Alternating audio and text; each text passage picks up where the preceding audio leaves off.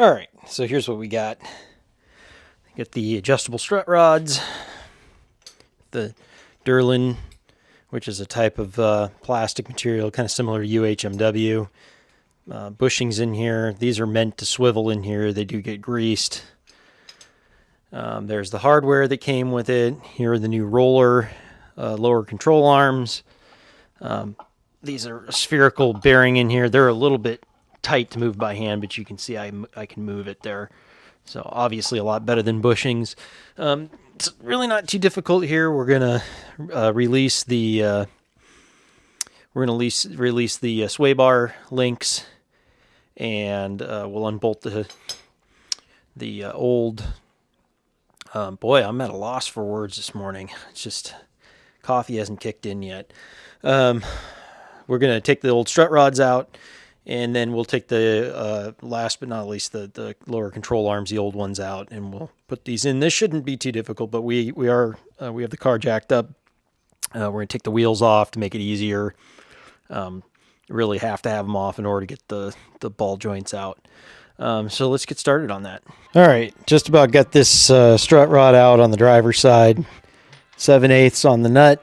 It's easiest to get to it with the deep socket and a... 1/2-inch drive. I left one bolt in it back there because otherwise it'll just spin. So you got to make sure you do that. Otherwise you'll never get this off. So just take this last bolt out that's loose, that's holding it, and then just slide this whole assembly out of here. All right, let's see if it fights me coming out of here. Nope, not at all. So these are the polyurethane bushings that I installed. You can see this has a positive stop like I was talking about on it. So obviously the new one won't have that. It'll have a nut here instead as the positive stop, and it's adjustable. I don't remember if I mentioned this before or not. It has the steering stop built in, so you don't need the old steering stop. It's built into this. These are ACP rods he uses, obviously, but I think he machines these for him. But what I've done right now is I just laid them side by side. I'm just going to baseline it and just kind of get me kind of where we were. Adjustment-wise, and then we can take it from there. That way we know at least we'll probably start at about 0 caster. How quickly I forgot about this problem. Yeah, you have to take the crossmember loose, and I think last time when I did this, I just loosened the bolt on one side. I've got jack stands there, I can get the jack out of here, but you just loosen the bolt on one side, you can drop it enough to get the bolt out. So stupid. So I jumped ahead a little bit just because I want to make sure I had this figured out right before I showed you guys. And it's interesting, you know, these new strut rods there isn't that much adjustment in them unless you're supposed to take this back nut off. And I can't see how you're supposed to because it locks this. Without that, this will never lock in place, and this is not supposed to be tight. That's what the instructions say, because this has to move. This is not a positive stop, this spacer down in here. So they specifically tell you, you know, you're supposed to use the lock nuts to tighten it. And it doesn't seem like there's a lot of adjustment there with both of those nuts, so that concerns me a little bit. But, you know, the naked eye is not great at gauging it. So we're just going to put it together and we're going to see where we're at. But I've got it adjusted almost all the way right. I think it is all the way right now, but we'll see actually how far off it is. So let's jump over to the other side now that this is all buttoned up over here and knock it out. We're going to conduct a little experiment on this side just to give me an idea where I'm at. You can't really see it right now, but I put an angle meter here and it's reading 89.7 degrees, basically 90 degrees right now. I just want to get an idea where it's at right now and where it ends up. So if I have positive caster, it should increase in value. Let's see. It's going to cross over apparently. Let's see.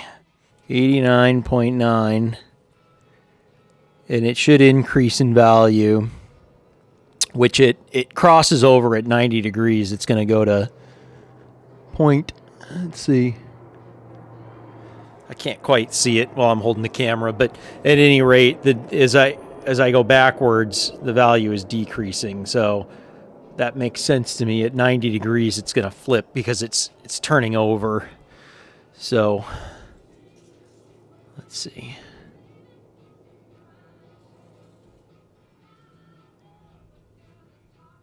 $89. Oh, I see. It's moving the value. It's just flipping the display over. So 88, 87. So at the 90-degree mark, it'll start decreasing. So I know that the display is going to flip over if it's further that direction. I know that because it's basically 90 right now, 89.9. I can actually demonstrate a little bit better. You can't see that display, can you? It's just completely blanked out. But it's at 89.4 right now. And I have the strut rod out, so now I can actually move this. So as I add positive caster, that's 90. I'll tell you what, it doesn't take much movement now. I'm getting an idea how much it takes to move this a couple of degrees. That's 90. Move it a little bit more. Now it flipped over. 89.6, 88, 88.6 or 8. I can't quite see it. So now I know that, you know, an eighth or a quarter of an inch of moving that rod is going to be quite a bit.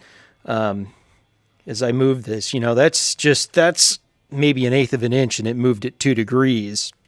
That's 89.4, and that's 87 right there.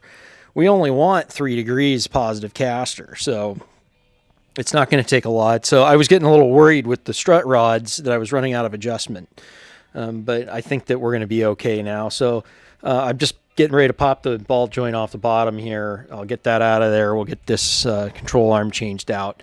Okay, we got the strut rod installed. I don't have the ball and nut on it on the end of it yet. They do give you new hardware. I think I mentioned that. You can see it down there. It doesn't get the stop. Mentioned that before. So you just bolt it directly to the A-arm, or the control arm rather. We got the bolt torqued up there. I torqued the Crossmember back on. You know, there's really not a whole lot to this, and if you want to see how to change these out, I did a video on it, I don't know, about a year ago, I guess. And so you can search for that. Let me get this ball installed over here, and let me show you that. I put a little bit of moly grease on these guys. I think it's probably just as good as anything. Doesn't take a lot. Just enough.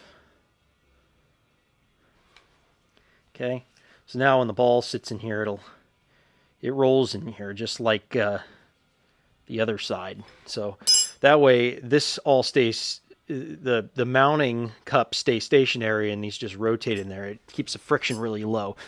So let's take a look at it, how we install that under here. It's got the lip on it just like the original bushings. So now that I got that greased up, see, I already got the sleeve in here. Everything, I just installed all this just like that from this direction. See what I'm talking about, how much adjustment there is here? That's why I'm really curious to see where I land over here in comparison. Slide the cup over it. And just make sure that the lips sit inside, they're seated inside the mounting cups here, because if it's not, and it's probably not really in focus, but, if it's not, you're going to damage it when you try and torque it. Or, well, you don't want to torque it, you just need to snug it. Remember, I said don't crank these down. That's why you got a jam nut right here and a lock nut on this side. So I'm just going to take that nut, and I'm going to run it down right now, and we'll just leave it kind of where it is. And I'm going to do a measurement like you saw before. All right, so now that I found the 700 different sizes that are on here, 1 inch, 1 1/16, and the inside nut is 1 1/8. And I suspect that they did staggered this. There could be a couple different reasons. One of them could be more contact surface here. The other one could be because they know you're going to need 2 wrenches, and that way they're different sizes. Anyways, I've got it just snugged up right now, and it's mostly at the back of its travel. So let's take a look and see where that angle meter is. You'll remember it was at 89.9, I think, basically 90 degrees. And because the way that angle meter works, it's going to decrease no matter which way I go. But that's okay, because we know it's going to be 90 minus something this direction or minus something that direction on the meter. That's the reading, not the actual angle, but it'll give us an idea how many degrees. All right, I think you probably still can't see it, but we're at 89. What does it say? Head in here. 89.6. And I've pulled it back a little bit, so if I shove it forward,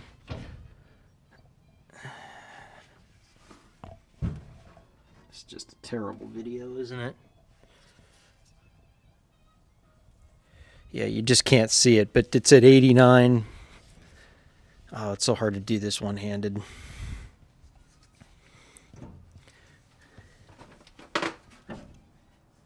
$89.3.